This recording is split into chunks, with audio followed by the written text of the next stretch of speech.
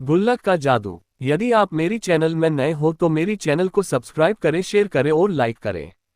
धन्यवाद। एक गांव में रंजन नाम का एक लड़का रहता था। उसके पिता रघुनंदन जी गांव के विद्यालय में अध्यापक थे। रंजन भी पढ़ने में बहुत तेज था। रंजन की मां सावित्री घर का काम संभालती थी।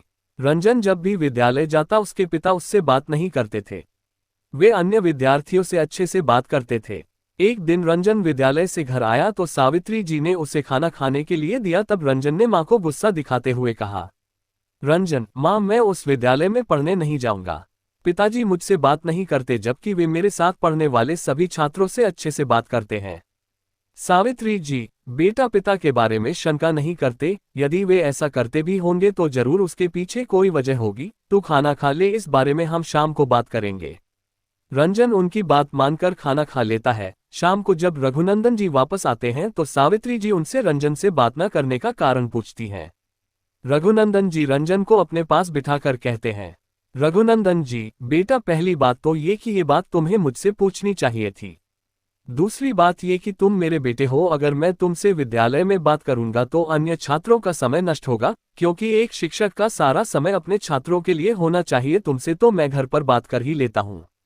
रंजन, पिताजी, मुझे माफ कर दीजिए। मेरे मन में ऐसे विचार नहीं आने चाहिए थे। रघुनंदन जी, बेटा, विद्यालय में केवल अपनी शिक्षा पर ध्यान लगाओ। उससे संबंधित कोई प्रश्न हो तो अवश्य पूछो। इसी तरह कुछ समय बीत जाता है।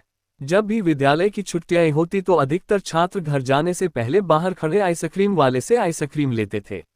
एक दिन रंजन भी आइसक्रीम लेने पहुंच गया। उसके पास केवल 10 पैसे थे।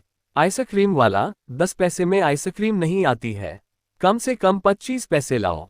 रंजन को बहुत बुरा लगता है। वह अपने 10 पैसे लेकर घर वापस आ जाता है। शाम के समय जब उसके पिता घर आते हैं तो वह गुस्से में उनसे पूछता है, रंजन, आप हर दिन मुझे 10 पैसे देते हैं, लेकिन बच्चे 50 पैसे या 1 रुपया लाते हैं और मजे से आइसक्रीम खाते हैं। मुझे कल से कम 25 पैसे चाहिए। ये सुनकर रघुनंदन जी मुस्कुराने लगते हैं। वे कहते हैं, रघुनंदन जी, बेटा, मैं तुम्हें 50 पैसे दे सकता हूँ, लेकिन जानते हो मैं तुम्हें ज्यादा पैसे क्यों नहीं देता? क्योंकि तुम्हारा मन हमेशा बाहर उस आइसक्रीम वाले में लगा रहेगा। दूसरों की नकल करने के बजाय पैसों को बचाना सीखो, जिससे किसी अच्छे काम पर लगाओ। रंजन, लेकिन मैं क्यों पैसे जोड़कर रखूं, इससे क्या होगा? रघुनंदन जी, बेटा, पैसा बहुत काम आता है। मुसीबत पड़ने पर हमेशा पैसा काम आता है। इसे खर्च करने से पहले कई बार सोचना चाहिए। जिस आइसक्रीम की तुम बात करते हो वो बहुत ही गंदे पानी में रंग डालकर बनाई जाती है, जिससे गला खराब हो जाता है।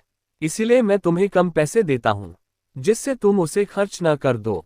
अगले दिन रघुनंदन जी अपने बेटे के लिए एक गुल्लक ला कर देते हैं। रघुनंदन जी, रंजन, इस गुल्लक में हमेशा कुछ पैसे डालते रहना। आज से मैं तुम्हें 25 पैसे दूंगा। रंजन पिता की बात मानकर 25 पैसे में से 20 पैसे गुल्लक में डाल देता था। इसी तरह कई वर्ष बीत जाते हैं। वर्ष बीतने के साथ गुल्लक भी कई हो जाती हैं। एक के बाद दूसरी, दूसरी के बाद तीसरी, इस तरह लगभग 7 गुल्लक पैसों से भर जाती हैं। रंजन भी अब काफी बड़ा हो चुका था। उसके पिता बूढ़े हो चुके थे। वे अब विद्यालय से रिटायर्ड हो चुके थे। एक दिन रंजन के घर एक पत्र आया। रंजन ने पत्र अपने पिताजी को दिया और बोला, रंजन, पिताजी, मुझे स्कॉलरशिप मिल गई। अब आगे की पढ़ाई मैं शहर जाकर कर सकूंगा। रघुनंदन जी बहुत खुश हुए। उन्होंने रंजन को गले लगा लिया। तभी सावित्री जी ने कहा, सावित्री जी, लेकिन बेटा, तू वहां रहेगा कहाँ? वहां तो सब कुछ बहुत महंगा है। रंजन ने रघुनंदन जी की ओर देखा। रघुनंदन जी ने हाँ में सर हिलाया। फिर रंजन ने एक के बाद एक 7 गुल्लक तोड़ दी। जब उसमें जमा पैसों को गिना तो पाया कि बचपन से जुड़े हुए पैसे बढ़कर 30,000 हो चुके थे। रंजन की आंखों से आंसू बह रहे थे। वो बोला, रंजन, पिताजी, आप ठीक कहते थे। अपने पर संयम रखकर किसी भी परिस्थिति को जीता जा सकता है। अगर मैं उस समय सारे पैसे आइसक्रीम खाने में उड़ा देता तो आज मेरा आगे पढ़ने का सपना अधूरा रह जाता, और शायद आइसक्रीम खाकर बीमार पड़ता और इलाज में पैसे अलग से लगता। रघुनंदन जी ने कुछ और पैसे रंजन को दिए। अगले दिन जब रंजन घर से निकलने लगा तो रघुनंदन जी ने उसे एक गिफ्ट दिया। रंजन ने उसे बहुत प्यार से संभाल कर रख लिया। शहर पहुंचकर वह छात्रावास में पहुंचा। अपने कमरे में जाकर अपना सामान सजाया। फिर उसे याद आया कि पिता ने गिफ्ट दिया था। उसने उसे खोला तो देखा उसमें एक गुल्लक थी। ये देखकर रंजन बहुत खुश हुआ। वह पढ़ाई के साथ साथ खाली समय में काम भी करता और उन सभी पैसों को गुल्लक में डालता रहता। इस तरह पढ़ते पढ़ते वह एक दिन अपने गांव के विद्यालय में प्रधानाध्यापक बन गया। शिक्षा, समय और पैसा बहुत संभाल कर खर्च करना चाहिए। पूरी कहानी सुनने के लिए धन्यवाद।